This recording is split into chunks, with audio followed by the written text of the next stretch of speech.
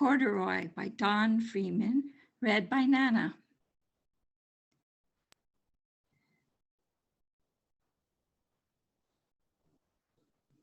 Corduroy is a bear who once lived in the toy department of a big store.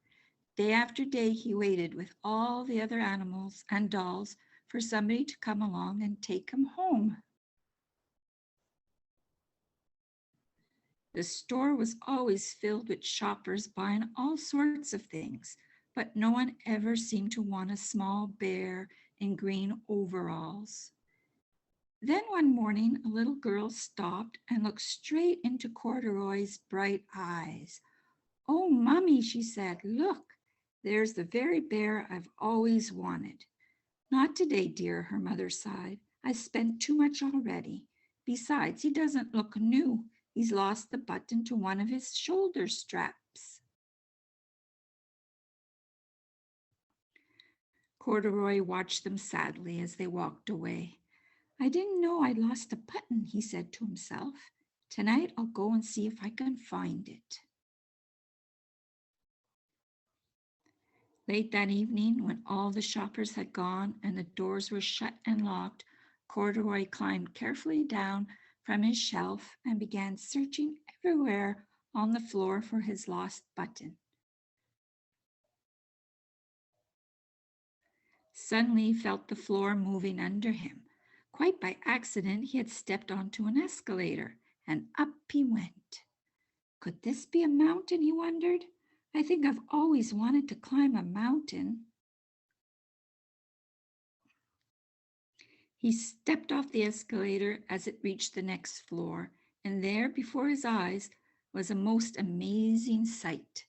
Tables and chairs and lamps and sofas and rows of beds.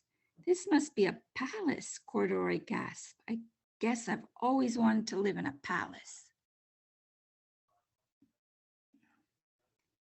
He wandered around, admiring the furniture. "This must be a bed," he said. "I've always wanted to sleep in a bed." And up he crawled onto a large, thick mattress. All at once he saw something small and round. "Why, here's my button," he cried, and he tried to pick it up. But like all the other buttons on the mattress, it was tied down tight. He yanked and pulled with both paws until pop, off came the button, and off the mattress Corduroy toppled. Bang into the tall floor lamp. Over it fell with a crash. Corduroy didn't know it, but there was someone else awake in the store. The night watchman was going his rounds on the floor above. When he heard the crash, he came dashing down the escalator. "Now what in the world did that?" he exclaimed. "Somebody must be hiding around here."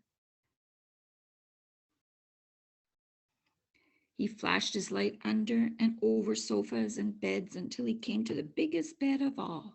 And there he saw two fuzzy brown ears sticking up from under the cover. "Hello," he said. "How did you get upstairs?"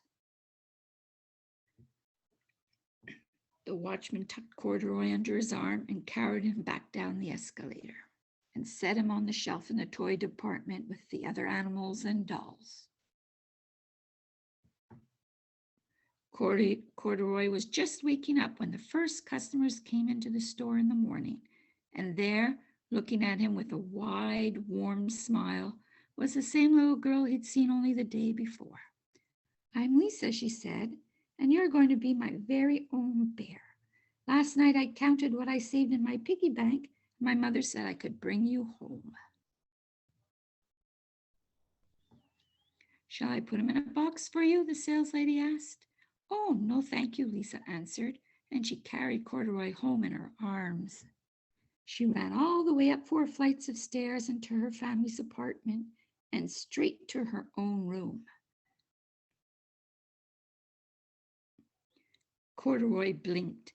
There was a chair and a chest of drawers, and alongside a girl-sized bed stood a little bed just the right size for him. The room was small, nothing like the enormous palace in the department store.